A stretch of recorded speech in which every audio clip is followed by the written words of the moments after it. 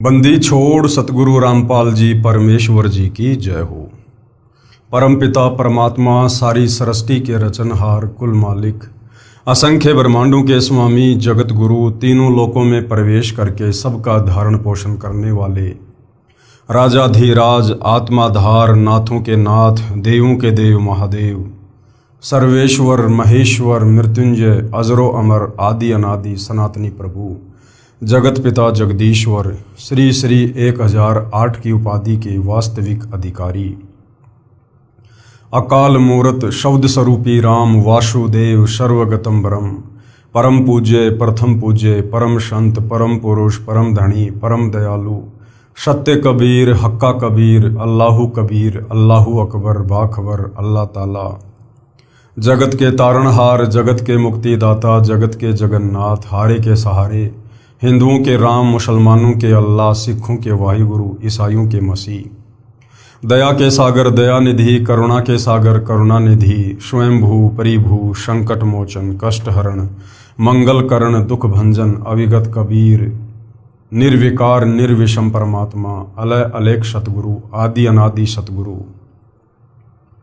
असली मर्यादा पुरुषोत्तम असली राम असली कृष्ण असली घनश्याम असली मुरारी राजाओं के राजा महाराजाओं के महाराजा शहंशाहों के शहंशाह सम्राटों के सम्राट भगवानों के भगवान अल्लाहों के अल्लाह प्रभुओं के प्रभु मसीहाओं के मसीह सच्चे वाहिगुरु बाबाओं के बाबा पीरों के पीर सेठों के सेठ जगत सेठ सावड़सा सेठ सर्वगुण संपन्न अनंत कोटि कलाओं के स्वामी अनंत कोटि ब्रह्मांडों के नायक योगियों में महायोगी ध्यानियों में महाध्यानी सिद्धों में परम सिद्ध ज्ञानियों में तत्वज्ञानी ब्रह्म ज्ञानी महाज्ञानी परम ज्ञानी सर्वश्रेष्ठ ज्ञानी विज्ञानी युवा कबीर समर्थ कबीर असमवात अमित ओजा सच्चे रहनुमा करीम अल्लाह सुभान अल्लाह दुनिया के अंतिम पैगंबर 8 सितंबर 1951 से गांव धनाना जिला सोनीपत हरियाणा भारतवर्ष की पावन भूमि पे प्रकट रियल कल की भगवान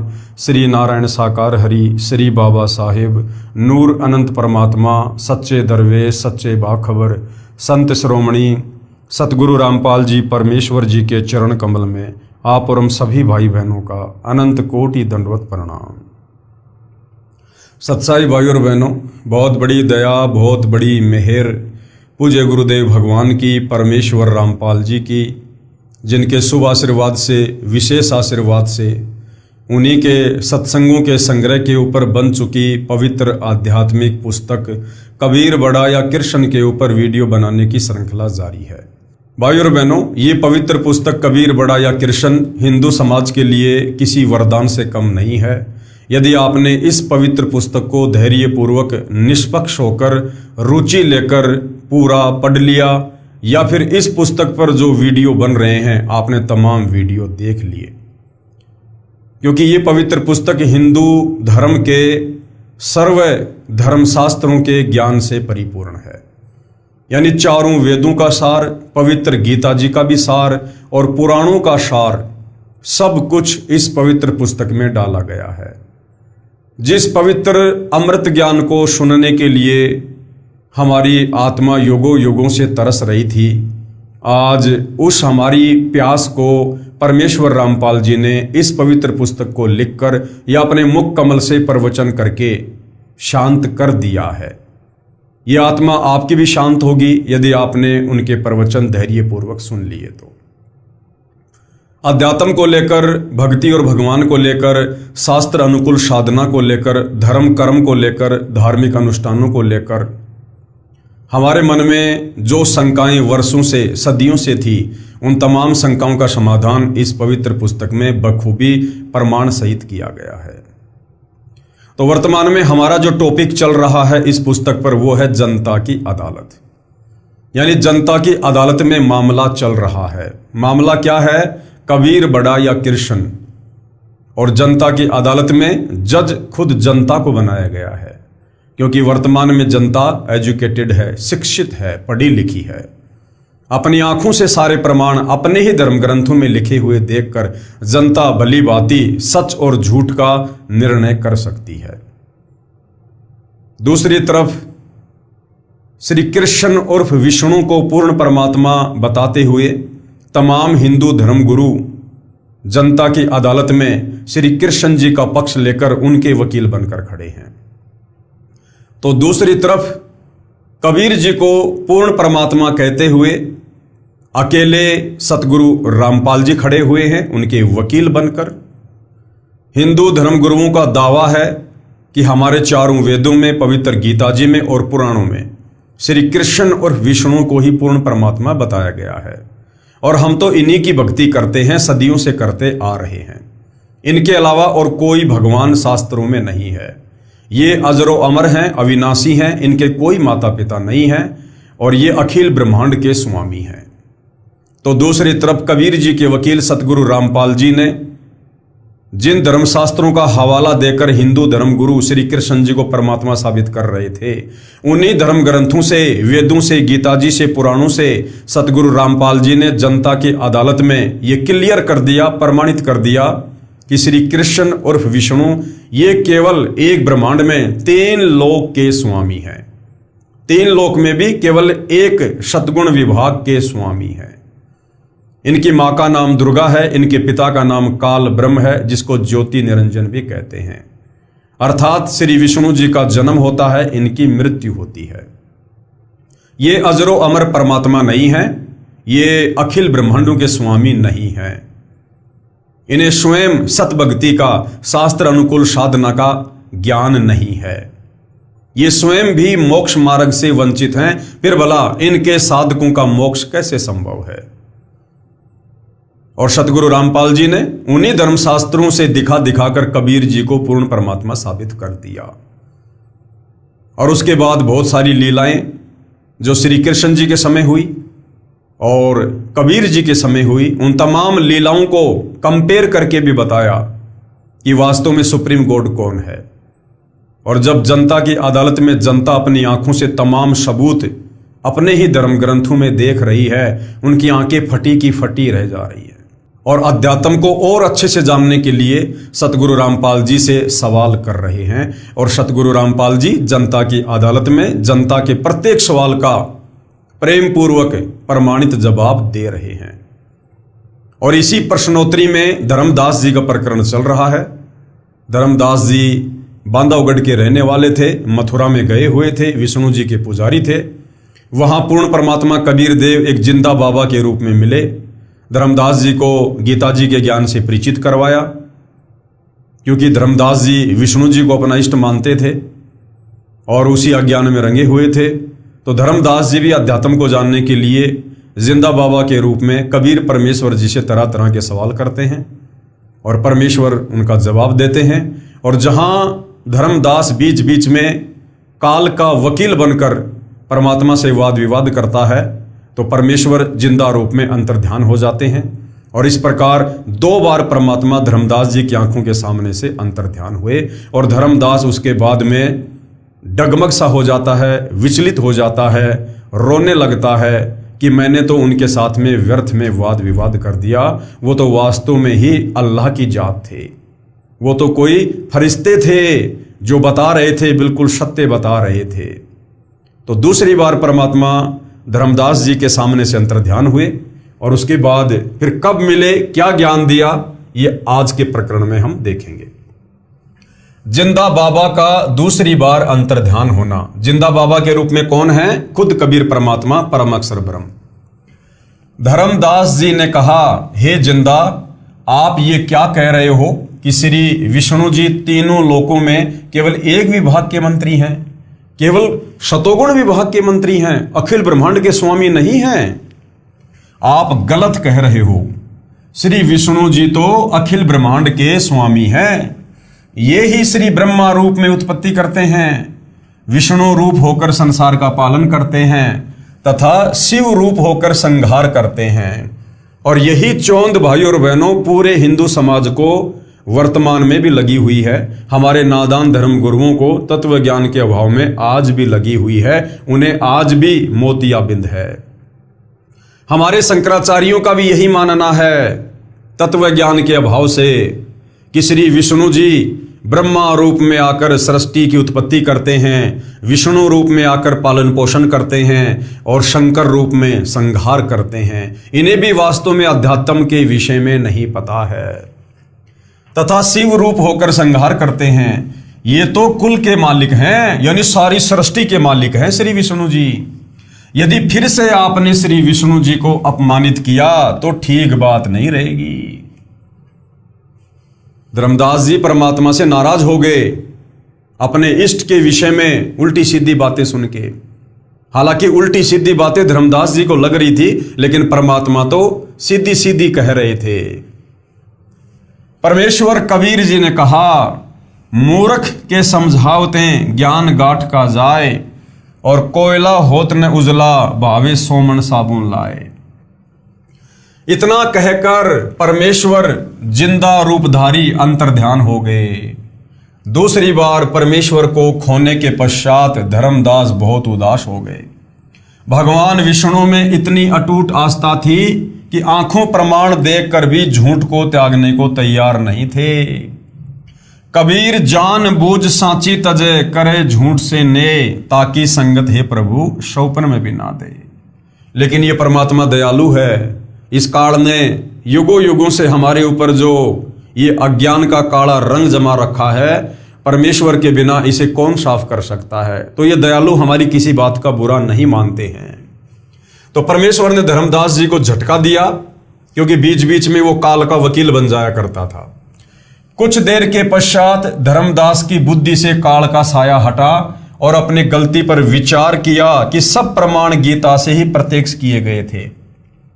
धर्मदास जी सोचने लगे कि जिंदा बाबा सारे के सारे प्रमाण हम हिंदुओं की गीता जी को दिखा दिखा कर बता रहे थे, अध्याय बता रहे थे, श्लोक बता रहे थे, और मैं ही व्यर्थ में अपनी अल्प बुद्धि के चलते उनके साथ में वाद विवाद कर रहा था। महात्मा जी अपनी जगह बिल्कुल सही थे। जिंदा बाबा ने अपनी ओर से तो कुछ भी नहीं कहा। मैं कितना अभागा हूं कि मैंने अपने हठी व्यवहार से देव स्वरूप तत्वदर्शी संत को खो दिया। अब तो वे देव नहीं मिलेंगे, मेरा जीवन व्यर्थ हो जाएगा। ये विचार करके धर्मदास सिहर उठा, यानी अंदर से कांप गया, अर्थात भय से कांपने लगा। खाना भी कम खाने लगा, उदास रहने लगा, तथा मन मन में अर्जी लगाने लगा कि हे देव, हे जिंदा बाबा, एक बार दर्शन दे दो। भविष्य में ऐसी गलती कभी नहीं करूंगा। मैं आपसे करबद्ध प्रार्थना करता हूं, मुझ मूर्ख की ओछी मंदी बातों पर ध्यान ना दो। मुझे फिर मिलो गोसाई, आपका ज्ञान सत्य, आप सत्य, आप जी का एक एक वचन अमृत है। कृपया दर्शन दो, नहीं तो अधिक दिन मेरा जीवन नहीं रहेगा। इस प्रकार की हृदय से प्रार्थना आत्मा से रो रो कर आदरणीय धर्मदास जी करने लगे। तीसरे दिन परमेश्वर कबीर जी एक दरिया के किनारे वृक्ष के नीचे बैठे थे। आसपास कुछ आवारा गायें भी उसी वृक्ष के नीचे बैठी जुगाली कर रही थी। कुछ दरिया के किनारे घास चर रही थी। धर्मदास की दृष्टि दरिया के किनारे पीतांबर पहने बैठे संत पर पड़ी। अब तीसरी बार परमात्मा जब धर्मदास के सामने आते हैं तो एक हिंदू साधु का रूप बनाकर आते हैं। देखा आसपास गायें चर रही हैं, ऐसा लगा जैसे साक्षात भगवान कृष्ण अपने लोक से आकर बैठे हों। और भाई वास्तव में यदि सृष्टि में कोई असली कृष्ण है तो सतगुरु रामपाल जी हैं, ये कबीर भगवान ही है। सारे खेल यही परमात्मा खेलता है। श्री कृष्ण जी भी इस कबीर परमात्मा की ही आत्मा है। जब उस आत्मा को कभी कोई आपत्ति आती है, जैसे कंस को मारना था, केसी को मारना था, चानोर को मारना था, तो कबीर परमात्मा ही श्री कृष्ण रूप में सारे कार्य किए।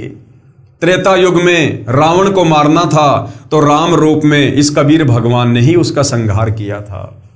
धर्मदास उत्सुकता से संत के पास गया तथा देखा ये तो कोई सामान्य संत है। फिर भी सोचा चरण स्पर्श करके फिर आगे बढ़ूंगा। धर्मदास जी ने जब चरणों का स्पर्श किया, मस्तक चरणों पर रखा तो ऐसा लगा कि जैसे रूई को छुआ हो। फिर चरणों को हाथों से दबा दबा कर देखा तो उनमें कहीं भी हड्डी नहीं थी। ऊपर चेहरे की ओर देखा तो वही जिंदा उसी पहले वाली वेशभूषा में बैठा था। जैसे ही धर्मदास ने परमात्मा के चरणों को छुआ, दबा दबा कर देखने लगा कि भाई ये क्या अचरज है, हड्डी तो है ही नहीं, ये तो रुई की तरह बिल्कुल कोमल है, मुलायम है। और जैसे धर्मदास ने ऊपर देखा चेहरे की तरफ, तो परमात्मा ने फिर से वही जिंदा वाला रूप बना लिया। धर्मदास जी ने चरणों को दृढ़ करके पकड़ लिया कि कहीं फिर से न चले जाएं, और अपनी गलती की क्षमा याचना की। कहा कि हे जिंदा, आप तो तत्वदर्शी संत हो। क्योंकि भाई और बहनों, धर्मदास गीता जी पढ़ा करता था, और गीता जी अध्याय 4 श्लोक 34 में साफ साफ लिखा है, अगर इस मनुष्य जीवन को सफल करना है, लक 84 योनि से छुटकारा पाना है, जन्म मरण के रोग से, बुढ़ापे के कष्ट से छुटकारा पाना है, गधा कुत्ता सूअर बनने से बचना है, पूर्ण मोक्ष करवाना है, तो अर्जुन किसी तत्वदर्शी संत की खोज कर। वो तत्वदर्शी संत तुझे परमात्म ज्ञान बताएगा। तो धर्मदास ने कहा कि आप तो तत्वदर्शी संत हो, मैं एक भ्रमित जिज्ञासु हूं। जब तक मेरी शंकाओं का समाधान नहीं होगा, तब तक मेरा अज्ञान नाश कैसे होगा। आप तो महाकृपालु हैं, मुझ किंकर पर दया करो, मेरा अज्ञान हटाओ प्रभु। धर्मदास ने फिर आगे परमात्मा जी से सवाल किया। सवाल धर्मदास जी का, हे जिंदा, यदि श्री विष्णु जी पूर्ण परमात्मा नहीं हैं, तो कौन है पूर्ण परमात्मा? कृपया मुझे गीता जी से प्रमाणित करके बताओ। अब परमेश्वर ने उत्तर दिया। कृपया पढ़े प्रश्न नंबर 15 का उत्तर, जो जिंदा रूपधारी परमेश्वर ने धर्मदास को सुनाया। प्रश्न नंबर 35, धर्मदास जी ने पूछा कि क्या श्री विष्णु जी और शंकर जी की पूजा करनी चाहिए? उत्तर दिया जिंदा बाबा का, नहीं करनी चाहिए।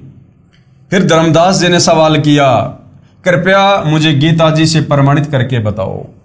तो परमेश्वर ने बताया, कृपया पढ़ें प्रश्न नंबर 17 का उत्तर। यानी पहले भाई और बहनों, इस पवित्र पुस्तक में हम इन तमाम बातों के ऊपर विवेचन कर चुके हैं। तो आप जी यदि लगातार वीडियो देख रहे हैं, तो आप जी ने सारे जो जवाब हैं वो जान लिए होंगे, इसलिए परमात्मा जी आगे बढ़ रहे हैं। धर्मदास को प्रभु ने सुनाया गीता शास्त्र से प्रत्यक्ष प्रमाण देखकर धर्मदास की आंखें खुली की खुली रह गई, जैसे किसी को सदमा लग गया हो। झूठ कह नहीं सकता, स्वीकार करने के लिए अभिव्यक्त लगेगा। जिंदा रूपधारी परमेश्वर ने धर्मदास को संबोधित करते हुए कहा कि हे वैष्णव महात्मा, कौन सी दुनिया में चले गए, लौट आओ। मानो धर्मदास नींद से जागा हो। सावधान होकर कहा, कुछ नहीं कुछ नहीं, कृपया और ज्ञान सुनाओ ताकि मेरा भ्रम दूर हो सके। परमेश्वर कबीर जी ने सृष्टि की रचना धर्मदास जी को सुनाई। कृपया पढ़ें इसी पुस्तक के पेज नंबर 389 पर, जो हम आगे पढ़ेंगे। सृष्टि रचना सुनकर धर्मदास जी को ऐसा लगा मानो पागल हो जाऊंगा, क्योंकि जो ज्ञान आज तक हिंदू धर्मगुरुओं, ऋषियों, महर्षियों, संतों से सुना था, वह निराधार तथा अप्रमाणित लग रहा था। जिंदा बाबा हिंदू सदग्रंथों से ही प्रमाणित कर रहे थे, शंका को कोई स्थान नहीं था। मन मन में सोच रहा था कि कहीं मैं पागल तो नहीं हो जाऊंगा। प्रश्न नंबर 37, धर्मदास ने फिर सवाल किया, हे जिंदा, क्या हिंदू धर्म के गुरुओं तथा ऋषियों को शास्त्रों का ज्ञान नहीं है? तो परमात्मा जी ने कहा, क्या यह बताने की भी आवश्यकता शेष है कि धर्मदास, तुझे मैंने इतना ज्ञान समझा दिया, सृष्टि रचना बता दी, गीता जी के अध्याय और श्लोक बता दिए, क्या अभी भी तुझे ये बात बताने की आवश्यकता है कि हिंदू धर्म गुरुओं को, आचार्य शंकराचार्यों को, या दुनिया के किसी भी धर्म के किसी भी धर्म गुरु को शास्त्र अनुकूल साधना का ज्ञान है या नहीं है? धर्मदास जी की अन्य संतों से ज्ञान चर्चा, क्योंकि धर्मदास अपने मन का वहम पूरी तरह से निकालना चाहता था। अभी वो पूरा विश्वास जिंदा बाबा के रूप में कबीर परमात्मा पर नहीं कर पा रहा था। उसने सोचा कि हमारे हिंदू धर्म में इतने बड़े बड़े मठाधीश, जिनकी लंबी लंबी जटा, दाढ़ी, पीतांबर पहने हुए, हजारों लाखों जिनके शिष्य, बड़े बड़े मठ, आश्रम, क्या उनके पास भी ज्ञान नहीं है? तो धर्मदास अपनी मन की शंकाओं को शांत करने के लिए उन बड़े बड़े संतों के पास जाता है। प्रश्न नंबर 38, धर्मदास जी का। धर्मदास जी ने मन में विचार किया कि ये कैसे हो सकता है कि हिंदू धर्म के किसी संत गुरु महर्षि को सत्य आध्यात्मिक ज्ञान नहीं। ये कहकर धर्मदास जी के मन में आया कि किसी महामंडलेश्वर से ज्ञान सुनना चाहिए। एक रमते फकीर के पास क्या मिलेगा, यानी जिंदा बाबा के पास क्या मिलेगा, ये तो ऐसे घूमता फिरता रहता है, मुझे तो बड़े बड़े मंडलेश्वरों के पास जाना चाहिए। ये बात मन में सोच ही रहा था कि परमेश्वर जिंदा जी ने धर्मदास जी के मन का दोष जानकर कहा कि आप अपने महामंडलेश्वरों से ज्ञान प्राप्त कर लो। ये कहकर परमेश्वर तीसरी बार अंतर्ध्यान हो गए। धर्मदास की मन की बात कहकर परमात्मा जी अंतर्ध्यान हो गए। अब धर्मदास ने देखा, भाई तेरे मन की बात जान ली, जो तू सोच रहा था वही बोल दिया, और उसी समय परमात्मा अंतर्ध्यान हो गए। धर्मदास तो व्याकुल हो गया, परेशान हो गया कि अब की बार तो ये भगवान मुझे बिल्कुल भी नहीं मिलेगा। ये कहकर परमेश्वर तीसरी बार अंतर्ध्यान हो गए। धर्मदास जी ठगे से रह गए और अपने मन के दोष को जिंदा महात्मा के मुख कमल से सुनकर बहुत शर्मसार हुए। जब प्रभु अंतर्ध्यान हो गए तो बहुत व्याकुल हो गया, परंतु धर्मदास जी को आशा थी कि हमारे महामंडलेश्वरों के पास तत्व ज्ञान अवश्य मिलेगा। यदि जिंदा बाबा मुसलमान के ज्ञान को तत्व ज्ञान मानकर साधना स्वीकार करना, तो ऐसा लग रहा है जैसे धर्म परिवर्तन करना हो, क्योंकि जिंदा बाबा रूप में परमात्मा उसे मुसलमान दिखाई दे रहे थे। अब धर्मदास महामंडलेश्वरों के पास जाता है। अब परमेश्वर ने उसको इस स्थिति में लाकर क्यों छोड़ा, परमात्मा ने क्यों उसको ढीला छोड़ दिया कि जाने दो इसको महामंडलेश्वरों के पास? क्योंकि पहले परमात्मा जी ने गीता जी से धर्मदास जी को उन तमाम श्लोकों से परिचित करवा दिया जो धर्मदास जी को खटक गए, और परमात्मा जी को पता था कि धर्मदास उन्हीं श्लोकों के विषय में उन महामंडलेश्वरों से पूछेगा, और वो महामंडलेश्वर जवाब नहीं दे पाएंगे तो धर्मदास की चोंद टूट जाएगी। यह समाज में निंदा का कारण बनेगा कि यदि मैंने मुसलमान से नाम ले लिया, गुरु बना लिया, तो समाज में मेरी निंदा होगी। इसलिए अपने हिंदू महात्माओं से तत्व ज्ञान जानकर श्रेष्ठ शास्त्र अनुकूल भक्ति करनी ही उचित रहेगी। इस बार धर्मदास जी को जिंदा बाबा का अचानक चला जाना खटका नहीं, क्योंकि उसकी गलतफहमी थी कि हिंदू इतना बड़ा तथा पुरातन धर्म है, क्या कोई भी तत्वदर्शी संत नहीं मिलेगा? अरे भैया, एक समय में इस पृथ्वी पर एक ही तत्वदर्शी संत होता है, एक ही, और वो स्वयं कबीर परमात्मा जी सतलोक से चलकर आते हैं। धर्मदास जी एक वैष्णव महामंडलेश्वर श्री ज्ञानानंद जी के आश्रम में गया। उस समय श्री ज्ञानानंद जी का बहुत बोलबाला था। वह स्वामी रामानंद जी काशी वाले का शिष्य था, परंतु उस समय स्वामी रामानंद जी तो परमेश्वर कबीर जी का शिष्य गुरु बन चुका था। वह अपने ज्ञान को अज्ञान मान चुका था। स्वामी रामानंद जी ने अपने सर्व ऋषि शिष्यों से बोल दिया था कि मेरे द्वारा बताया ज्ञान व्यर्थ है और यह साधना शास्त्र विरुद्ध है। आप सब परमेश्वर कबीर जी से दीक्षा ले लें, परंतु जाति का अभिमान, शिष्यों में प्रतिष्ठा, ज्ञान के स्थान पर अज्ञान का भंडार जीव को सत्य स्वीकार करने नहीं देता। परमात्मा कहते हैं राज तजना सहज है। इंसान अपना राज्य भी त्याग सकता है ज्ञान समझ में आने के बाद, और सहज त्रिया का ने अपनी स्त्री का मोह भी छोड़ सकता है। पर मान बढ़ाई ईर्ष्या दुर्लभ तजना, ये मान बढ़ाई और ईर्ष्या, इसको त्यागना बेहद कठिन है, और इसको त्यागे बिना हम परमात्मा प्राप्ति नहीं कर सकते। धर्मदास जी ने श्री ज्ञानानंद जी से प्रश्न किया कि हे स्वामी जी, क्या भगवान विष्णु से भी ऊपर कोई प्रभु है? श्री ज्ञानानंद जी ने उत्तर दिया कि श्री विष्णु स्वयं परम ब्रह्म परमात्मा हैं, इनसे ऊपर कौन हो सकता है? श्री कृष्ण जी भी श्री विष्णु जी स्वयं ही थे, उन्होंने ही श्रीमद् भगवद गीता का ज्ञान दिया।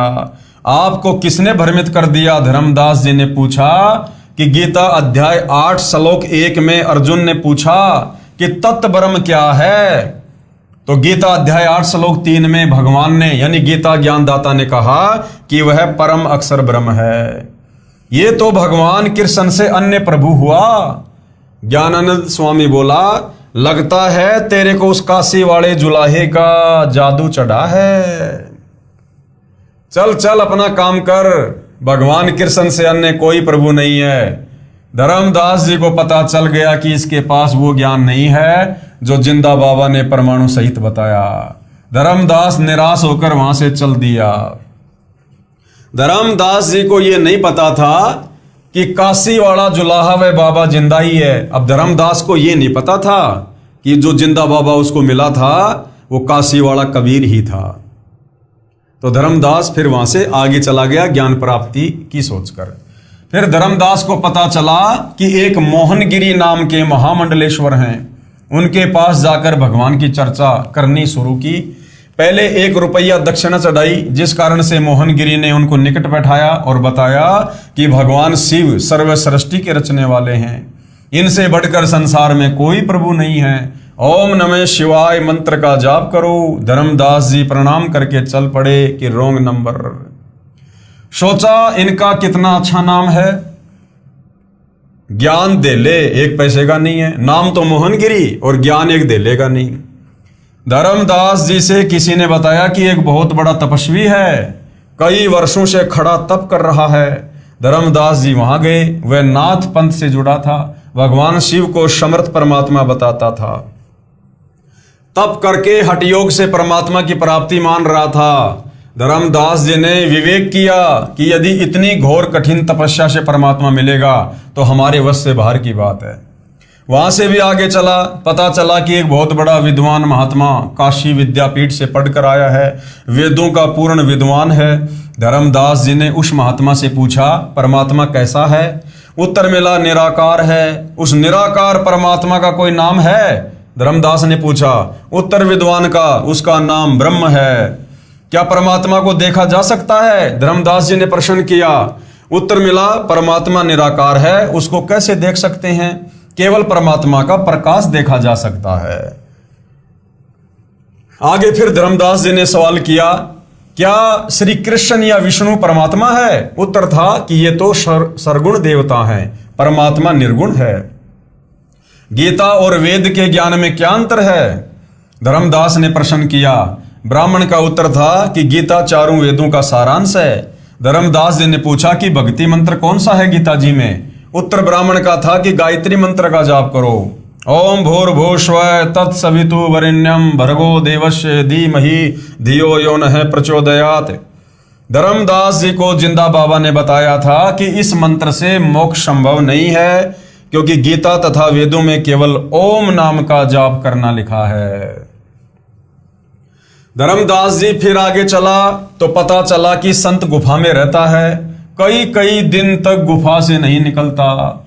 उसके पास जाकर प्रश्न किया कि भगवान कैसे मिलता है? उत्तर मिला कि इंद्रियों पर संयम रखो, इसी से परमात्मा मिल जाता है। नाम जाप से कुछ नहीं होता, खांड यानी चीनी कहने से मुंह मीठा नहीं होता। धर्मदास जी को संतोष नहीं हुआ। सब संतों से ज्ञान चर्चा करके धर्मदास जी को बहुत पश्चाताप हुआ कि मेरे को उस जिंदा बाबा पर विश्वास नहीं हुआ कि उसने कहा था किसी भी संत महामंडलेश्वर के पास यथार्थ आध्यात्मिक ज्ञान नहीं है, किसी भी संत महात्मा का ज्ञान शास्त्र प्रमाणित नहीं है, कोई शास्त्र का आधार नहीं है। तब धर्मदास रोने लगा, अपनी अज्ञानता पर पश्चाताप करने लगा कि मैं कैसा कल मुहा हूं। मैंने ऊट पटांग यानी व्रत के प्रश्न उत्तर करके संत जी को खो दिया। मैं बुरी किस्मत वाला हूं। मुझे उस परमात्मा स्वरूप जिंदा महात्मा पर विश्वास नहीं आया। अब वह अंतर्यामी मुझे नहीं मिलेगा, क्योंकि मैंने कई बार उनका अपमान कर दिया। अब क्या करूं? न जीने को मन करता है, आत्महत्या पाप है। बुरी तरह रोने लगा, पछाड़ खाकर अचेत हो गया। अब भाइयों और बहनों, ये वर्तमान में कलयुग की पिछली पीढ़ी में आप और हम आत्माओं के ऊपर रहम हुआ है पूज्य गुरुदेव भगवान का। परमेश्वर ने हमें ये टेक्नोलॉजी दी, हमें विज्ञान दी, ये वैज्ञानिक उपकरण दिए, टीवी, मेमोरी कार्ड, ये प्रोजेक्टर, ये पुस्तकें, और घर बैठे परमेश्वर ने हमें इस ज्ञान से रंग दिया। सारे शास्त्रों को उंगली रख रख कर पढ़ा दिया, समझा दिया। अगर भाइयों और बहनों, ये तमाम सुविधा, ये वैज्ञानिक उपकरण यदि कबीर परमेश्वर सतगुरु रामपाल जी अपनी आत्माओं में प्रेरणा करके ना बनवाते, और यदि वर्तमान में हमें धर्मदास जी की तरह ज्ञान समझाते, तो भाइयों और बहनों, हमारे मन की जिज्ञासा भी शांत नहीं होती। हम भी इसी प्रकार फिर दूसरे आश्रमों में भटकते, दूसरे मंडलेश्वरों के पास जाते, संतों के पास जाते। लेकिन वर्तमान में गुरुदेव भगवान ने हमें पूरे विश्व के संतों का ज्ञान, तमाम धर्म ग्रंथों का ज्ञान एक जगह बैठकर प्रोजेक्टर पर दिखा दिखा कर, सीडी डीवीडी बना बनाकर, मेमोरी कार्ड में अपने प्रवचन डाल डालकर, ऑडियो वीडियो में हमारे को सबके अज्ञान से परिचित करवा दिया, घर बैठे एक ही जगह पर, ताकि हम आत्माओं को भटकना ना पड़े। तो ये आप और हमारे ऊपर एक बहुत बड़ा रहम हुआ है परमात्मा का। प्रश्न नंबर 38 का उत्तर। परमात्मा जिंदा महात्मा के रूप में एक वृक्ष के नीचे बैठ गए। फिर आए परमात्मा दीनदयाल। धर्मदास जी सचेत हुआ और हृदय से पुकार की कि हे जिंदा, एक बार दर्शन दे दो, मैं टूट चुका हूं, किसी के पास ज्ञान नहीं है, आपकी सारी बातें सत्य हैं परमात्मा, एक बार मुझ अज्ञानी महामूर्ख को क्षमा करो। आप जिंदा बाबा ही नहीं परमात्मा हो, आप महाविद्वान हो, आपके ज्ञान का कोई सामना करने वाला नहीं है। मैं जिंदगी में कभी आप पर अविश्वास नहीं करूंगा। ऐसा विचार कर आगे चला तो देखा एक वृक्ष के नीचे एक साधु बैठा है। कुछ व्यक्ति उसके पास बैठे हैं। धर्मदास जी ने सोचा कि मैं तो उन महामंडलेश्वरों से मिलकर आया हूं जिनके पास कई सैकड़ों भगत दर्शनार्थ बैठे रहते हैं। इस छोटे से साधु से क्या मिलना, परंतु अपने आप मन में आया कि कुछ देर विश्राम करना है। परमात्मा ने प्रेरणा की, यही कर लेता हूं। फिर सोचा कि प्रश्न करता हूं। पूछा, हे महात्मा जी, परमात्मा कैसा है? साधु ने उत्तर दिया कि मैं ही परमात्मा हूं। खुद ही थे परमात्मा, लेकिन रूप चेंज कर रखा था। धर्मदास जी चुप हो गए। सोचा ये तो मजाक कर रहा है, ये तो संत भी नहीं है। धीरे धीरे सर्व व्यक्ति चले गए। जब धर्मदास जी चलने लगे तो परमात्मा जी बोले कि हे महात्मा, क्या आपके महामंडलेश्वरों ने नहीं बताया कि परमात्मा कैसा है? धर्मदास जी ने आश्चर्य से देखा कि इस साधु को कैसे पता लगा कि मैं कहां कहां भटका हूं। उसी समय परमात्मा ने वही जिंदा बाबा वाला रूप बना लिया। धर्मदास जी चरणों में गिरकर बिलख बिलख कर रोने लगा तथा कहा कि हे भगवान, किसी के पास ज्ञान नहीं है, मुझ पापी अवगुण हारे को क्षमा करो महाराज, मैं बड़ी भारी भूल की है। आपने सृष्टि रचना का ज्ञान जो बताया है उसके सामने सर्व संतों का ज्ञान ऐसा है जैसे सूरज के सामने दीपक, सब उआ बाई बकते हैं। परमेश्वर ने धर्मदास जी से कहा कि आपने जिन वेदों के पूर्ण विद्वान से प्रश्न किया था कि परमात्मा कैसा है, उत्तर मिला कि परमात्मा निराकार है। आपने प्रश्न किया था कि क्या परमात्मा देखा जा सकता है, उस अज्ञानी का उत्तर था कि जब परमात्मा निराकार है तो उसे देखने का प्रश्न ही नहीं है। परमात्मा का प्रकाश देखा जा सकता है। विचार करो धर्मदास, यह विचार तो ऐसे व्यक्ति के हैं जैसे किसी नेत्रहीन ने, यानी किसी अंधे से कोई प्रश्न करे कि सूर्य कैसा है, उत्तर मिला कि सूर्य निराकार है। फिर प्रश्न किया कि क्या सूर्य को देखा जा सकता है, उत्तर मिले कि सूर्य को नहीं देखा जा सकता, सूर्य का प्रकाश देखा जा सकता है। उस नेत्रहीन से पूछें कि सूर्य बिना प्रकाश किसका देखा जा सकता है। इसी प्रकार अध्यात्म ज्ञान नेत्रहीन अर्थात पूर्ण अज्ञानी संत ऐसी व्याख्या किया करते हैं कि परमात्मा तो निराकार है और उसका प्रकाश देखा जा सकता है। परमात्मा का ही तो प्रकाश होगा। धर्मदास जी ने कहा कि हे महात्मा जी, ये विचार तो मेरे दिमाग में भी नहीं आया। आप जी के दिव्य तर्क से मेरी आंखें खुल गई। जितने भी महामंडलेश्वर मिले हैं वे सब महाअज्ञानी मिले। हे जिंदा महात्मा जी, यदि मैं आपके ज्ञान को सुनने के पश्चात यदि इन मूर्खों से नहीं मिलता तो मेरा भ्रम निवारण कभी नहीं होता, चाहे आप जी कितने ही प्रमाण दिखाते और बताते। प्रश्न नंबर 39। धर्मदास जी ने क्या कहा? हे जिंदा, आप नाराज ना होना, मेरे मन में एक शंका है, क्या भगवान विष्णु जी की भक्ति अच्छी नहीं है? क्योंकि धर्मदास बचपन से वैष्णव पंथ से जुड़ा हुआ था। वो श्री विष्णु जी का उपासक था, श्री विष्णु को अपना इष्ट मानता था। तो उसके दिलो दिमाग से वो बातें निकल नहीं रही थी जो कथाएं उसने विष्णु जी के विषय में सुन रखी थी। तो बोला क्या भगवान विष्णु की भक्ति भी अच्छी नहीं है? उत्तर जिंदा महात्मा जी का, हे धर्मदास, श्रीमद् भगवद गीता अध्याय 2 श्लोक 46 में प्रमाण है कि गीता ज्ञानदाता ने कहा, हे अर्जुन, बहुत बड़े जलाशय यानी झील की प्राप्ति के पश्चात छोटे जलाशय में व्यक्ति का जितना प्रयोजन रह जाता है, इसी प्रकार पूर्ण ज्ञान और पूर्ण परमात्मा की भक्ति विधि व होने वाले लाभ का ज्ञान होने के पश्चात अन्य ज्ञानों तथा छोटे भगवानों में उतनी ही आस्था रह जाती है जितनी बड़े जलाशय की प्राप्ति के पश्चात छोटे जलाशय में रह जाती है। छोटे जलाशय का जल अच्छा है परंतु पर्याप्त नहीं है। यदि 1 वर्ष वर्षा ना हो तो छोटे जलाशय का जल सूख जाता है तथा उस पर आश्रित व्यक्ति भी जल के अभाव से कष्ट उठाते हैं। त्राही त्राही मच जाती है, परंतु बड़े जलाशय यानी झील का जल यदि 10 वर्ष भी वर्षा ना हो तो भी समाप्त नहीं होता। जिस व्यक्ति को वह बड़ा जलाशय मिल जाएगा तो वह तुरंत छोटे जलाशय यानी जोहड़ यानी तालाब को छोड़कर बड़े जलाशय के किनारे जा बसेगा।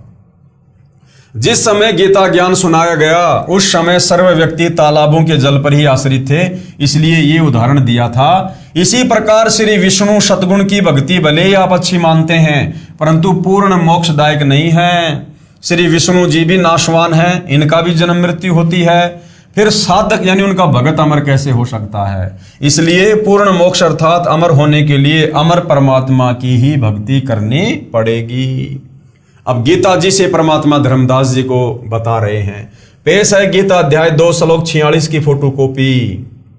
सब ओर से परिपूर्ण जलाशय के प्राप्त हो जाने पर यानी पूर्ण परमात्मा का ज्ञान हो जाने पर, पूर्ण परमात्मा की भक्ति प्राप्त हो जाने पर छोटे जलाशय में मनुष्य का जितना प्रयोजन रहता है, ब्रह्म को तत्व से जानने वाले ब्राह्मण का समस्त वेदों में उतना ही प्रयोजन रह जाता है। जिस प्रकार बड़ा जलाशय मिल जाने पर छोटा जलाशय बुरा नहीं लगता, लेकिन उसकी औकात का पता चल जाता है कि अगर 1 साल बरसात नहीं हुई तो मैं तो प्यासा मर जाऊंगा, मेरा परिवार प्यासा मरेगा, खेती नहीं कर पाऊंगा। तो बड़ा जलाशय मिलने के बाद व्यक्ति की पूरी आस्था बड़े जलाशय में हो जाती है। इसी प्रकार पूर्ण परमात्मा कबीर देव की सतभक्ति मिलने के बाद और ज्ञान समझ में आने के बाद भगत की आस्था इन ब्रह्मा विष्णु महेश में छोटे जलाशय की बाती रह जाती है कि भैया ये ब्रह्मा विष्णु महेश तो काम चलाओ सरकार है, ये हमें गधा कुत्ता सुअर बनने से नहीं बचा सकते, ये हमारे जन्म मरण और बुढ़ापे के कष्ट को नहीं काट सकते, ये नरक में जाने से नहीं बचा सकते।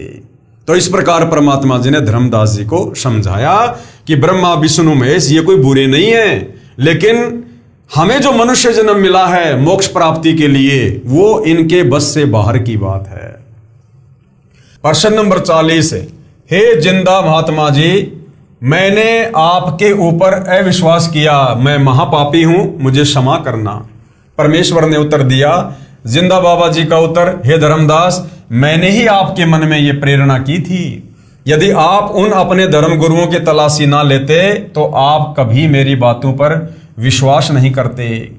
रह रहकर तेरे मन को यही बात कचोटती रहती कि ऐसा नहीं हो सकता कि हिंदू धर्म के किसी महर्षि महामंडलेश्वर व संत महंत को तत्व ज्ञान नहीं होगा। अब आप मेरी बातों पर विश्वास करोगे। विचार करो धर्मदास, जब गीता ज्ञान दाता गीता अध्याय 4 श्लोक 32 व 34 में कहता है कि जो ज्ञान परम अक्षर ब्रह्म यानी परमेश्वर अपने मुख कमल से सुनाता है वह तत्व ज्ञान है, और गीता अध्याय 4 श्लोक 32 में यह बताया गया है उस ज्ञान को तू तत्वदर्शी संतों के पास जाकर समझ। फिर गीता अध्याय 4 श्लोक 34 में क्या बताया कि उस ज्ञान को तू किसी तत्वदर्शी संत के पास जाकर समझ। अर्थात धर्मदास, अगर तुम्हारी गीता ज्ञान देने वाले भगवान के पास में कंप्लीट ज्ञान होता तो वो अर्जुन को तत्वदर्शी संत की शरण में जाकर ज्ञान समझने को क्यों कह रहा है? वो खुद ही समझा देता, अगले अध्याय में वो गीता जी वाला ज्ञान बता देता, लेकिन वो खुद हाथ खड़े कर रहा है कि भाई वो तत्व ज्ञान तो मेरे पास भी नहीं है, वो मोक्ष वाला मार्ग मुक्ति वाला ज्ञान मेरे पास भी नहीं है अर्जुन, उसके लिए तत्वदर्शी संत की खोज कर। इससे सिद्ध हुआ कि गीता ज्ञान देने वाले परमात्मा को ही तत्व ज्ञान नहीं तो गीता पढ़ने वाले व इन भगवान के उपासकों को ज्ञान कैसे होगा? भाई जब गीता जी का ज्ञान देने वाले भगवान को तत्व ज्ञान नहीं है तो इन मंडलेश्वरों के पास में कहां से आएगा, उसके पुजारियों के पास कहां से आएगा वो तत्व ज्ञान। पेश है गीता अध्याय 4 श्लोक 32 की फोटोकॉपी। इस प्रकार और भी बहुत तरह के यज्ञ वेद की वाणी में विस्तार से कहे गए हैं। वेद की वाणी नहीं, ब्रह्मणे मुखे का मतलब है सच्चिदानंद घन ब्रह्म की वाणी, यानी कबीर वाणी में, 5वें वेद सूक्ष्म वेद में। उन सबको तू मन, इंद्रिय और शरीर की क्रिया द्वारा संपन्न होने वाला जान। इस प्रकार तत्व से जानकर उनके अनुष्ठान द्वारा तू कर्म बंधन से सर्वदा मुक्त हो जाएगा। पेश है गीता अध्याय 4 श्लोक 34 की फोटोकॉपी, जिसमें तत्वदर्शी संत की शरण में जाकर तत्व ज्ञान समझने की सलाह दी गई है। क्या कहा गया है? उस ज्ञान को तू तत्वदर्शी ज्ञानियों के पास जाकर समझ, उनको भली भांति दंडवत प्रणाम करने से, उनकी सेवा करने से और कपट छोड़कर सरलता पूर्वक प्रश्न करने से वे परमात्म तत्व को भली भांति जानने वाले ज्ञानी महात्मा तुझे उस तत्व ज्ञान का उपदेश करेंगे। यानी गीता ज्ञान दाता ब्रह्म ने क्लियर कर दिया कि भैया मेरे पास में वो तत्व ज्ञान नहीं है, कंप्लीट मोक्ष मार्ग वाला ज्ञान नहीं है। तो बताओ फिर आचार्य, शंकराचार्य, ब्रह्मा, विष्णु, महेश, संत, महंत, इनको कहां से ज्ञान हो जाएगा? यह फोटोकॉपी गीता अध्याय 4 श्लोक 32 की है, जो गीता प्रेस गोरखपुर से प्रकाशित है। इसमें ब्रह्मणे का अर्थ वेद की यानी मुखे का अर्थ वाणी किया है, जो गलत है। ब्रह्मणे शब्द का अर्थ इसी अनुवादक ने गीता अध्याय 17 श्लोक 23 में क्या किया है? सच्चिदानंद घन ब्रह्म। यहां भी सच्चिदानंद घन ब्रह्म किया जाना चाहिए, यानी सच्चिदानंद घन ब्रह्म की वाणी में, परम अक्षर ब्रह्म की वाणी में, फिर सही अनुवाद बन जाता है। गीता अध्याय 2 श्लोक 53 में कहा कि हे अर्जुन, भिन्न भिन्न प्रकार से भ्रमित करने वाले वचनों से हटकर तेरी बुद्धि जब एक तत्व ज्ञान पर स्थिर हो जाएगी तब तो तू योग यानी भक्ति को प्राप्त होगा। भावार्थ है कि जब तक तू भगत बनेगा, इसलिए मैंने धर्मदास तेरे को उन संतों मंडलेश्वरों के पास जाने के लिए प्रेरित किया था। अब तू योग को प्राप्त होगा यानी भगत बन सकेगा, क्योंकि तेरी शंकाओं का समाधान हो चुका है। अब तेरे मन में कोई शंका नहीं है।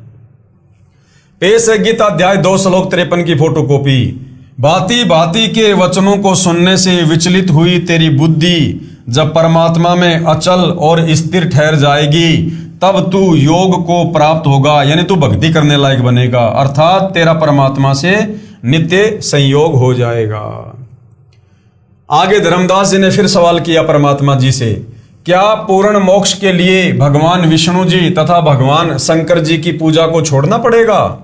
परमात्मा जी ने उत्तर दिया, इन प्रभुओं को नहीं छोड़ना। कि हे धर्मदास, ब्रह्मा विष्णु महेश को नहीं छोड़ना, ये तो भक्ति रूपी पेड़ की टहनियां हैं, इनको तोड़ना नहीं, इनको छोड़ना नहीं। हमने भक्ति विधि चेंज करनी है, इनकी पूजा छोड़नी होगी। इन भगवानों को नहीं छोड़ना, इनकी पूजा छोड़नी है। पूजा हमने परम अक्षर ब्रह्म की करनी है, कबीर देव की करनी है। हमने ब्रह्मा विष्णु महेश को छोड़ना नहीं है। ये तो भक्ति रूपी पेड़ की टहनियां हैं, फल तो इन्हीं के लगेंगे। लेकिन हम जो इनकी पूजा करके सर्व लाभ प्राप्त करना चाह रहे हैं, ये हमारी नादानी है। तो क्या उत्तर दिया? इन प्रभुओं को नहीं छोड़ना, इनकी पूजा छोड़नी होगी। फिर धर्मदास जी ने सवाल किया, हे जिंदा, मैं समझा नहीं, इन विष्णु और शंकर प्रभुओं को नहीं छोड़ना और पूजा छोड़नी पड़ेगी? मेरी छोटी बुद्धि है, मैं महाज्ञानी प्राणी हूं, कृपया विस्तार से बताने की कृपा करें। तो परमेश्वर जी ने क्या उत्तर दिया? उत्तर जिंदा महात्मा जी का, हे धर्मदास जी, आप इनकी साधना शास्त्र विधि त्याग कर मनमाना आचरण कर रहे हो। यानी तुम जो ब्रह्मा विष्णु महेश को इष्ट मान के पूजा कर रहे हो ना, ये गीता और वेदों के विरुद्ध है, मनमाना आचरण है, जिससे आप जी को लाभ नहीं मिल रहा। इन देवताओं से लाभ लेने के साधना के मंत्र मेरे पास हैं। जैसे भैंसा है, उसको भैंसा भैंसा करते रहो, वह आपकी ओर नहीं देखेगा। उसको एक विशेष मंत्र हुर्र हुर्र है, उसको सुनते ही वह तुरंत प्रभावित होगा और आवाज करने वाले की ओर खींचा चला आता है। इसी प्रकार ये जो ब्रह्मा विष्णु महेश हैं, इनके नाम जाप करने से कुछ नहीं होगा। श्री ब्रह्मा देवाय नमः, ओम नमः भागवते वासुदेवाय नमः, ओम नमः शिवाय, ओम गणेशाय, ये तो इनके शरीर के नाम हैं, ये तो इनकी पहचान है। इनके मूल मंत्र क्या हैं, इनके बीज मंत्र क्या हैं, जिससे ये आकर्षित हों और साधक को सर्व लाभ दें। परमात्मा ने कहा कि वो मुझ तत्वदर्शी संत के पास हैं और धरती पर किसी के पास नहीं। इसी प्रकार इन सर्व आदरणीय देवताओं के निज मंत्र हैं, यानी मूल मंत्र हैं, जिनसे वे पूर्ण लाभ तथा तुरंत लाभ देते हैं। प्रिय पाठकों, वही मंत्र मेरे पास यानी सतगुरु रामपाल जी के पास हैं।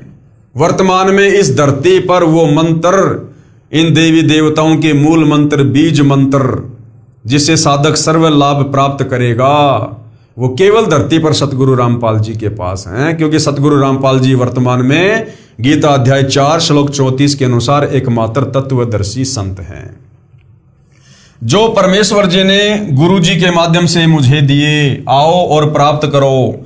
जैसा कि आपको बताया था, प्रश्न नंबर 33 के उत्तर में वर्णन किया था कि ये संसार एक वृक्ष जानो, ये संसार एक उल्टा लटका हुआ पीपल का वृक्ष जानो, परम अक्षर ब्रह्म इसकी जड़े जानो, यानी कबीर परमात्मा इसकी जड़ हैं, और अक्षर पुरुष जो है वो तना जानो, और क्षर पुरुष यानी काल मोटी डार तथा तीनों देवता रजगुण ब्रह्मा जी, सतगुण विष्णु जी तथा तमगुण शिव जी, इस संसार रूपी वृक्ष की शाखाएं जानो, और पात रूप संसार।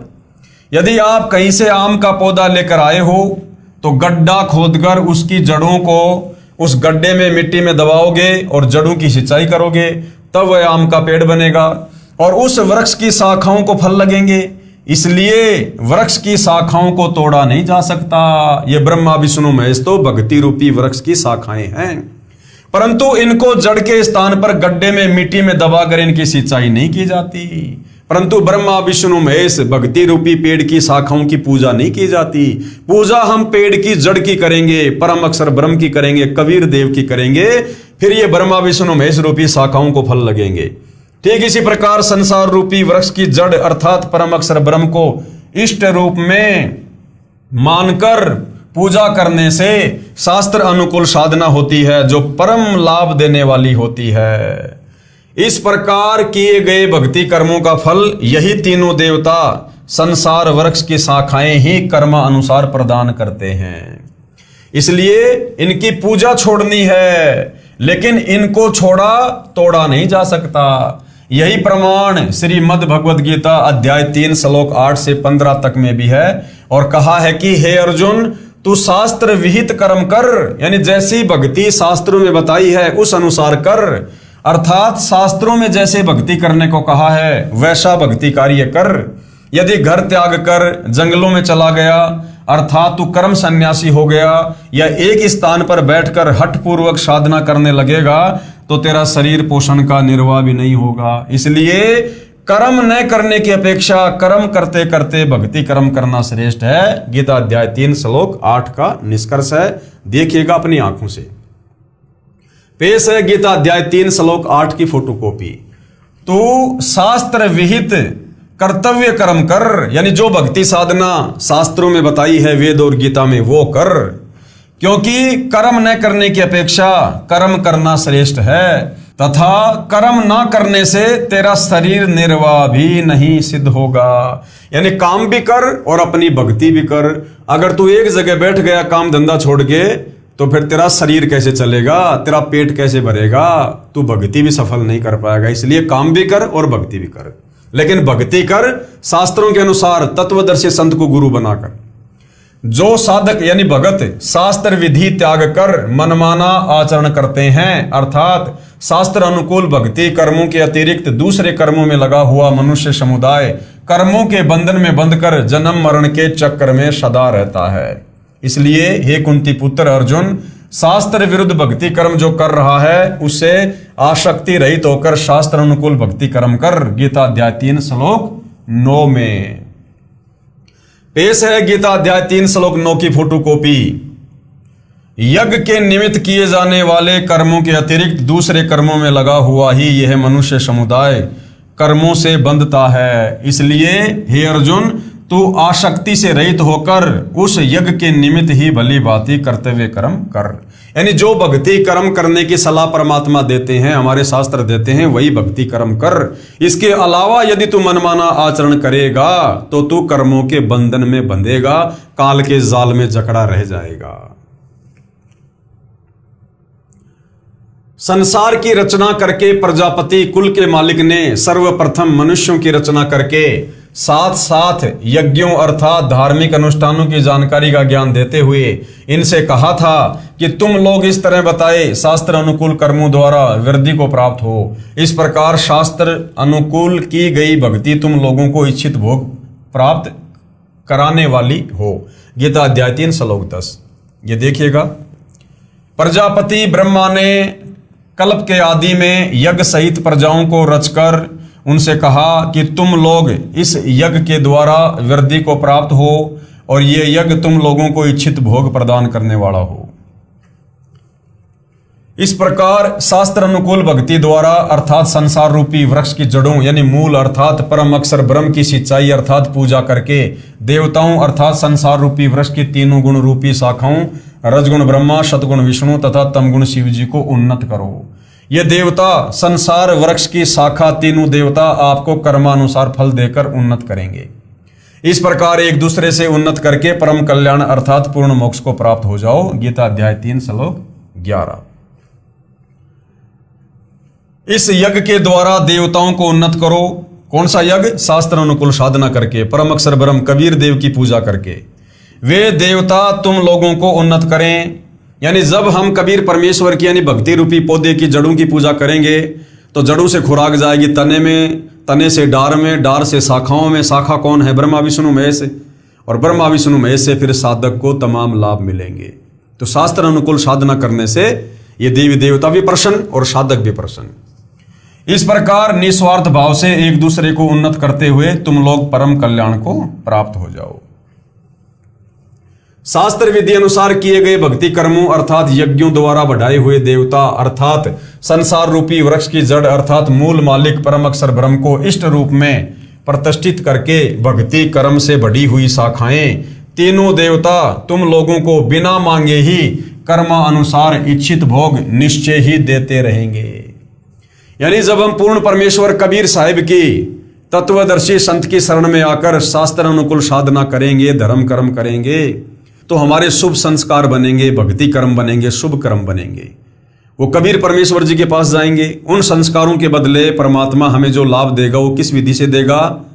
परमात्मा वो हमारे शुभ संस्कार, उनके बदले जो लाभ हमें मिलना है, जो फायदा हमें होना है, वो जो है अक्षर पुरुष के पास भेजेगा। अक्षर पुरुष से वो काल ब्रह्म के पास आएंगे और काल ब्रह्म से ब्रह्मा विष्णु महेश रूपी तीनों शाखाओं के पास आएंगे और यही ब्रह्मा विष्णु महेश फिर हमारे को नियम अनुसार यथावत लाभ देंगे।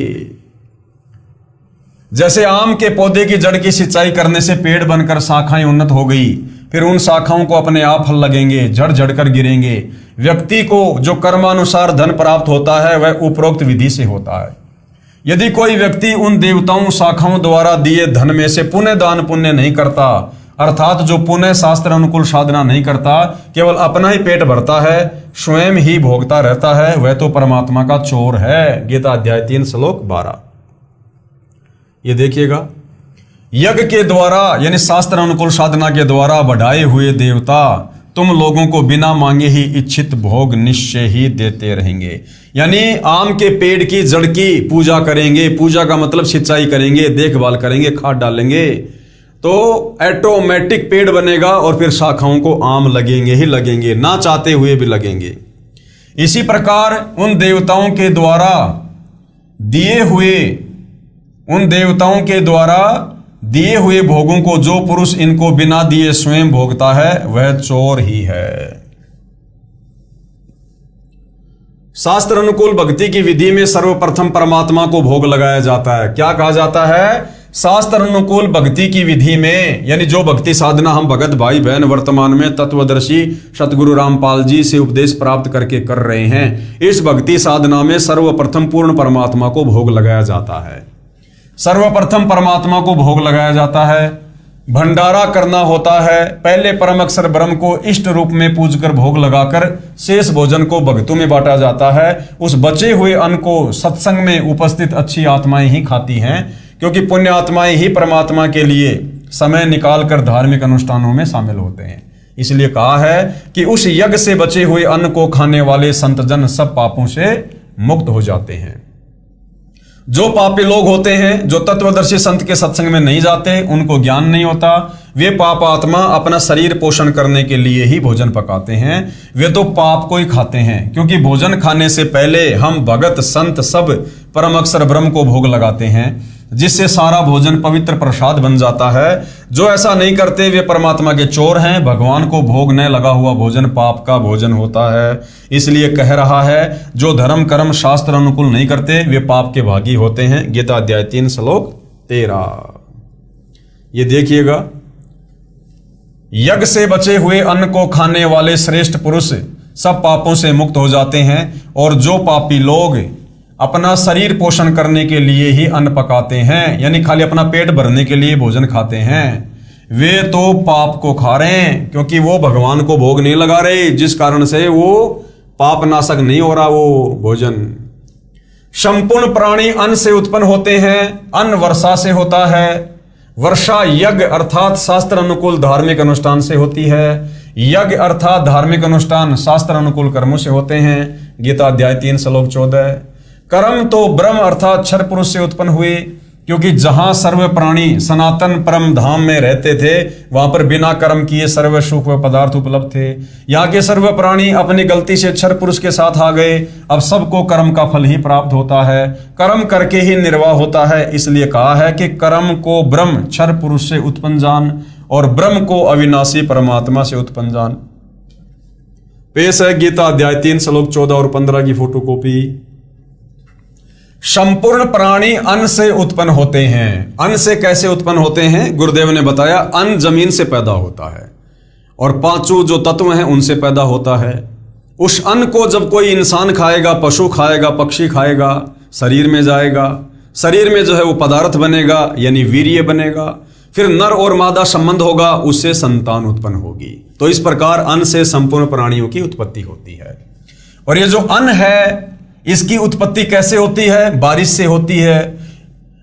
वृष्टि यानी बारिश से। अन्न की उत्पत्ति वृष्टि से होती है, यानी बारिश होगी तो फसल होगी।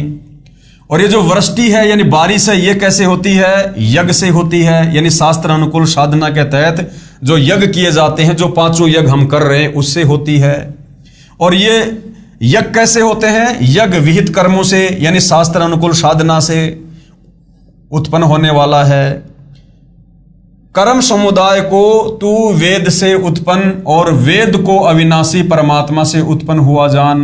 वेदों का उत्पत्ति करता कौन? कबीर परमात्मा, परम अक्षर ब्रह्म। इससे सिद्ध होता है कि सर्वव्यापी परम अक्षर परमात्मा सदा ही यज्ञ में प्रतिष्ठित है। यही प्रमाण अथर्ववेद कांड नंबर 4 अनुवाक 1 मंत्र 3 में भी है। ब्रह्म ब्रह्मणे उज्जभार, यानी सच्चिदानंद घन ब्रह्म परम अक्षर ब्रह्म ने ब्रह्म को यानी काल को उत्पन्न किया। अधिक जानकारी के लिए पढ़िए सृष्टि रचना, इसी पुस्तक के पेज नंबर 389 पर, जो हम आगे पढ़ेंगे। पेश है अथर्ववेद कांड नंबर 4 अनुवाक नंबर 1 मंत्र नंबर 3 की फोटोकॉपी। ये देखिएगा, हम सीधा सीधा इसके भावार्थ पे जाएंगे। ये फोटोकॉपी अथर्ववेद कांड 4 अनुवाक 1 मंत्र 3 की है। इसमें स्पष्ट किया है कि ब्रह्म ने यानी सच्चिदानंद घन ब्रह्म परम अक्षर ब्रह्म ने ब्रह्म को उत्पन्न किया, यानी काल को, ज्योति निरंजन को। यही प्रमाण गीता अध्याय 3 श्लोक 15 में भी है। इस फोटोकॉपी में अनुवाद गलत किया है। ब्रह्म का अर्थ वेद किया है। ब्रह्म को ब्रह्म ही लिखा जाए। उज्ज भार का अर्थ उत्पन्न करना यानी प्रकट करना है। वेद के अनुवादक ने अड़ंगा कर रखा है देवा नाम का। इस मंत्र का यथार्थ अनुवाद इस प्रकार है, क्योंकि भाई और बहनों, इन वेदों के अनुवाद करने वालों को, गीता जी का अनुवाद करने वालों को तत्व ज्ञान नहीं था, और तत्व ज्ञान के अभाव में इन लोगों ने जैसा इनकी बुद्धि ने काम किया उसी हिसाब से इन्होंने अनुवाद कर दिया। अथर्ववेद कांड नंबर 4 अनुवाक नंबर 1 मंत्र नंबर 3। ये देखिएगा, श्लोक है, प्रत्येक का परमेश्वर ने हिंदी में अनुवाद किया है। हम सीधा सीधा इसके भावार्थ पे चलेंगे कि ये मंत्र हमें क्या समझाना चाहता है। भावार्थ: पूर्ण परमात्मा अपने द्वारा रची सृष्टि का ज्ञान तथा सर्व आत्माओं की उत्पत्ति का ज्ञान अपने निजी दास को स्वयं ही सही बताता है कि पूर्ण परमात्मा ने अपने मध्य अर्थात अपने शरीर से अपनी शब्द शक्ति के द्वारा ब्रह्म यानी क्षर पुरुष यानी काल की उत्पत्ति की तथा सर्व ब्रह्मांडों को ऊपर शतलोक, अलखलोक, अगमलोक, अनामी लोक आदि तथा नीचे परब्रह्म के यानी अक्षर पुरुष के 7 संग ब्रह्मांड तथा ब्रह्म यानी काल के 21 ब्रह्मांडों को अपनी धारणा करने वाली आकर्षण शक्ति से ठहराया हुआ है। यानी अपनी वचन शक्ति से परमेश्वर ने इन सभी ब्रह्मांडों को स्थिर किया हुआ है।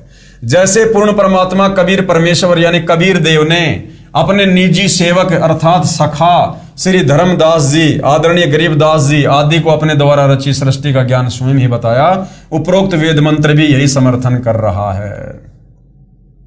तो वर्तमान में भाई और बहनों, आप और हम धर्मदास जी वाली भूमिका में हैं, जो परमेश्वर ने इस 8.5 अरब की जनसंख्या में से हम आत्माओं को ये विशेष ज्ञान बताया है।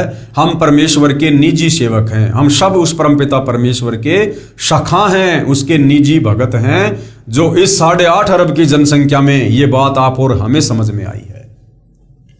नोट: गीता अध्याय 3 के इस श्लोक नंबर 14 में अक्षर शब्द का अर्थ अविनाशी परमात्मा ठीक है, परंतु जहां क्षर पुरुष, अक्षर पुरुष तथा परम अक्षर पुरुष का वर्णन है, वहां अक्षर पुरुष व क्षर पुरुष दोनों नाशवान कहे हैं।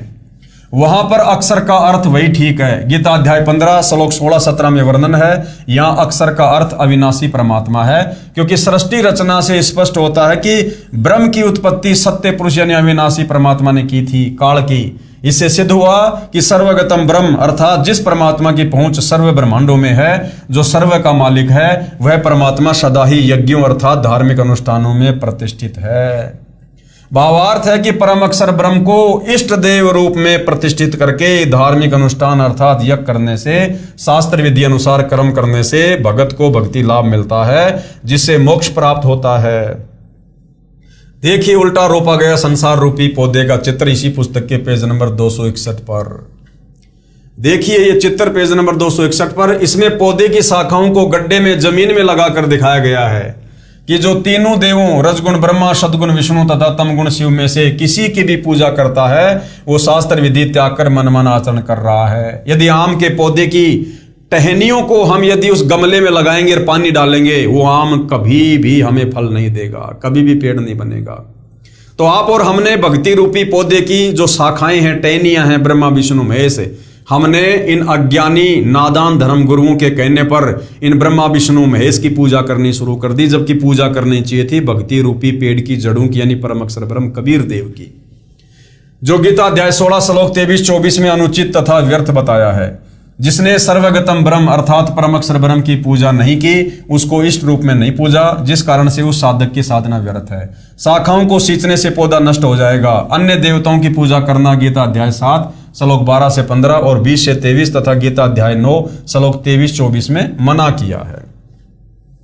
देखिएगा ये चित्र इसी पुस्तक के पेज नंबर 261 पर सीधा लगाया गया पौधा जो शास्त्र विधि अनुसार साधना है, यही मोक्षदायक है, यही प्रमाण गीता ग्रंथ में है। इसलिए हे धर्मदास, श्री ब्रह्मा जी, श्री विष्णु जी तथा श्री शिव जी को नहीं छोड़ना, इनकी पूजा इष्ट रूप में करते हो वो छोड़नी है, तभी भगत का पूर्ण मोक्ष संभव है। ये देखिएगा भाई और बहनों, ये भक्ति रूपी पौधा है, यानी सबसे ऊपर कबीर परमात्मा है जो सारी सृष्टि के मालिक हैं। ये जड़ रूप कौन है? कबीर परमात्मा है। ये फिर सृष्टि रचना से हमें पता चलता है कि कबीर परमेश्वर ने अक्षर पुरुष को 7 संग ब्रह्मांड दिए। तो पेड़ का जो तना है ये अक्षर पुरुष है, जो गीता अध्याय 15 श्लोक नंबर 16 में 2 भगवान बताए हैं, क्षर और अक्षर। ये अक्षर पुरुष है, 7 संग ब्रह्मांड का स्वामी। उसके बाद में ये काल के 21 ब्रह्मांड है। ये जो मोटी डार है ये क्षर पुरुष, ये काल है। और इस काल के 3 पुत्र हैं, ये 3 टहनियां, ब्रह्मा विष्णु महेश, रजगुण ब्रह्मा, सदगुण विष्णु, तमगुण शंकर। और बाकी जितने भी पत्ते हैं ये आम संसार के प्राणी हैं, तीनों लोगों के। तो जब हम भक्ति करेंगे कबीर परमात्मा की, कबीर परमेश्वर जी की, शास्त्र अनुसार तत्वदर्शी संत से उपदेश लेकर, तो हम जो भक्ति करेंगे, जो धार्मिक यज्ञ करेंगे, दान पुण्य करेंगे, सेवा करेंगे, वो हमारे जो संस्कार बनेंगे वो कहां जाएंगे? वो कबीर परमात्मा जी के पास जाएंगे। फिर कबीर परमात्मा हमें सर्व लाभ देने के लिए सिस्टमेटिक तरीके से हमारे संस्कारों को भेजेगा अक्षर पुरुष के पास। यानी जब हम इस जड़ के अंदर खाद डालेंगे, पानी डालेंगे, तो जो खुराक है वो जड़ से कहाँ आएगी? इस तने में आएगी, अक्षर पुरुष के पास। इस तने से फिर इस डार में जाएगी, काल के पास। डार से फिर ये काल हमारे संस्कार भेजेगा ब्रह्मा विष्णु महेश के पास में, और ब्रह्मा विष्णु महेश यानी इन शाखाओं के फिर फल लगेंगे, यानी ये देवता ही फिर हमारे को सर्व लाभ देंगे। तो इस प्रकार हमने पूजा करनी है परम अक्षर ब्रह्म की तत्वदर्शी संत से उपदेश लेकर। तो इस प्रकार से हमारा भला होगा। और हमने क्या कर रखा है?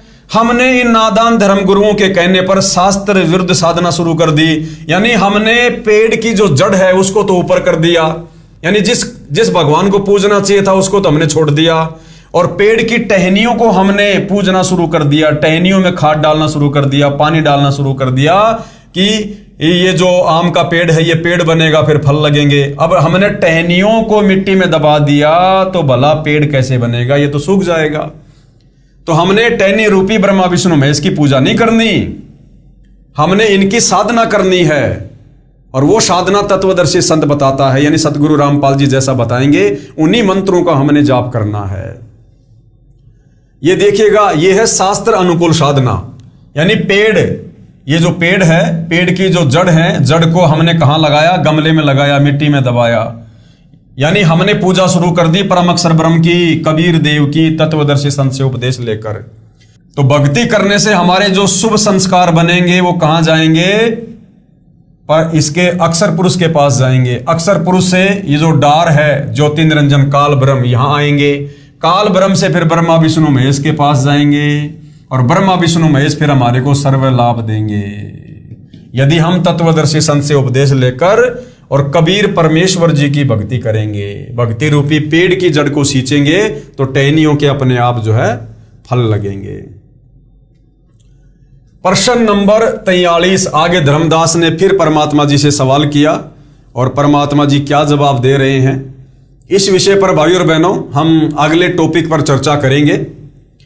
क्योंकि ये तत्व ज्ञान है, शास्त्र अनुकूल साधना की जानकारी है। आज से पहले हमने केवल अज्ञान सुना हुआ है। हम जिन भी गुरुओं के पास गए, जिन भी विद्वानों के पास बैठे, उन्होंने हमें शास्त्र विरुद्ध साधना का ही ज्ञान दिया, हमसे केवल मनमाना आचरण ही करवाया।